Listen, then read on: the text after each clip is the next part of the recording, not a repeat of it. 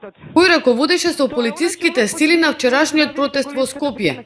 Координацијата одеше преку Сашо Митевски, познат под прекарот Хитлер, но цело време до него беше долгогодишен член на обезбедувањето на екс-премиерот Никола Груевски.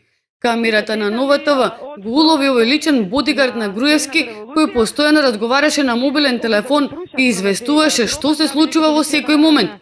Кога нашата новинарка се обиде да се приближи до него, тој се одвои од раководниот тим на полициските сили. Не е јасно што тој прави тука, бидејќи неговиот мандат, во описот на неговиот мандат, не би било координирање на протести и седење на активности кои подразбираат контролирање на толпи, но тој е тука.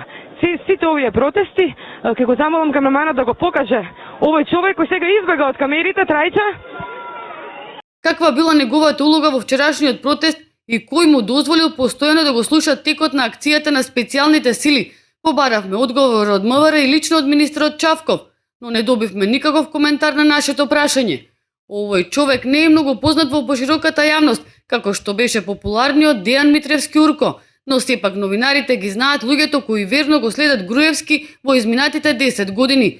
По мала проверка на архивата на YouTube, најдовме неколку видеа од ова лице, како го обезбедува поранешниот премиер.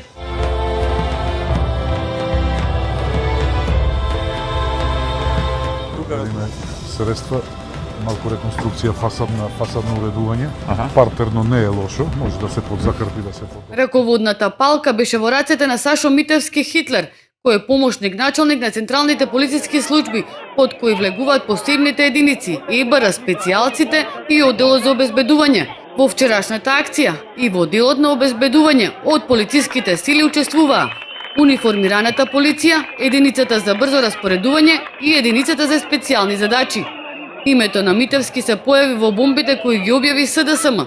Во двата разговори го споминува екс-министерката Јанкуловска.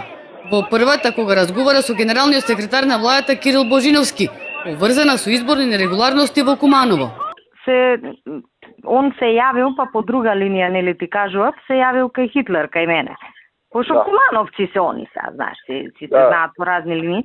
Така да веќе имаат они, да речам, вака идеја, но ја кога ќе одам у Куманово следен пат, дали утре или задутре, секако овие ден-два ќе одам, или да одам и у Нагоричане, ќе поминам назад и ќе ги седнам заедно. Извини, и тие на Хитлер да се мобилизираат исто што Српската народна? Тие се веќе мобилизирани, да, они си работат на терен, ама тие се, знаеш, онаква структура што не мора да ги гледаат по град. Медиумите објавија дека началникот Митевски ја координирал и акцијата за време на протестите на 5 мај минатата година, по објавување на бомбата за убиството на Мартин Нешковски, кога полицијата ги тепаше и апсеше демонстрантите.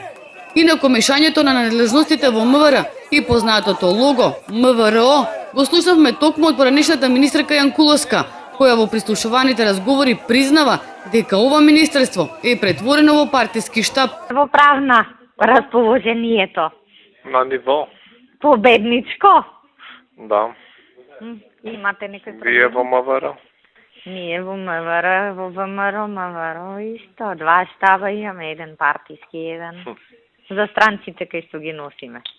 Раштиманата хиерархија во МВР излезе на виделина и во случајот со смртта на Нешковски, кога полициските сили без писмена наредба по телефон се договарале каде и како да го обезбедуваат премиерот.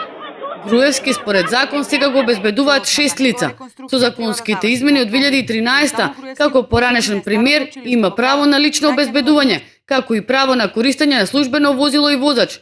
Оваа поволност му следува во период ист со периодот на времетраењето на мандатот.